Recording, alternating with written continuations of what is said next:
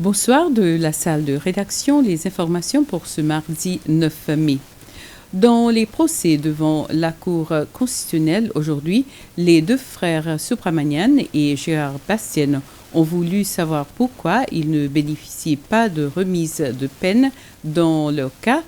L'avocate du couple Valabji, Mukesh et Lowright, est absente de la Cour pour l'audition de la plainte contre plusieurs entités du gouvernement.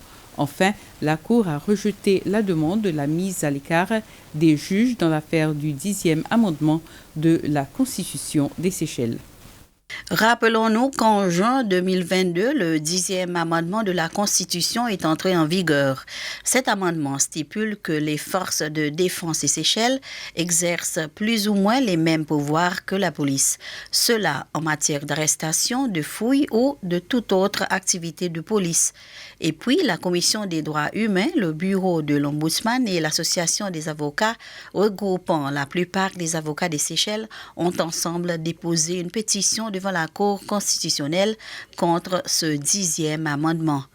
Au cours des procédures, 3 entités ont aussi demandé que les 3 juges désignés pour l'audition de cette affaire ne siègent pas en tant que juges, en avançant l'argument que le corps judiciaire seychellois a participé à l'élaboration de cette loi et qu'ils ne seraient pas impartiaux.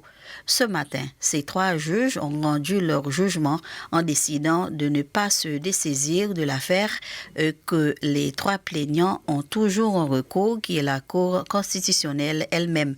Ce cas reprend sa forme originale, à savoir la question de la constitutionnalité du 10e amendement. L'audition aura lieu le 11 juillet. Devant la Cour d'appel, il y a eu des frères Subramanian, Fabio et Dario et Gérard Bastien, faisant appel de leur peine.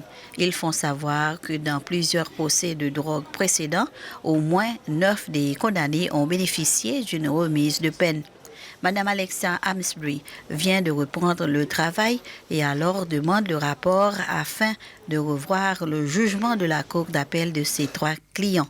Aussi, il y a le cas du couple Valabji, Laura et Mukesh, qui a introduit une plainte contre 7 entités gouvernementales différentes, dont le président, l'Assemblée nationale et la Commission anticorruption. Les avocats de ce couple, M. France Monté et Samantha Glaé, étaient absents pendant l'audition. Cette affaire a été renvoyée pour le 16 mai. La Commission séchelloise des droits humains a présenté une copie de son rapport 2022 au président Wavell Ramkalawan à State House ce matin. Le rapport était une revue du travail effectué par la Commission l'année dernière dans le pays.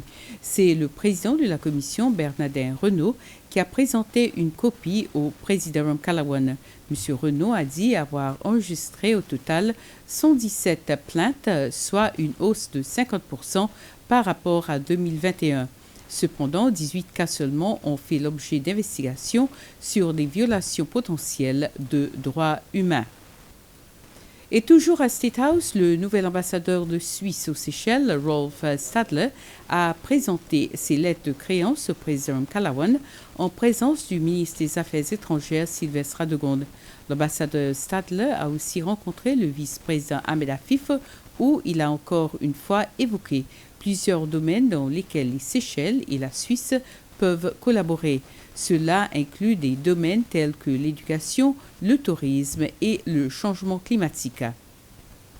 Ainsi termine ce flash. Passez une agréable soirée. À plus.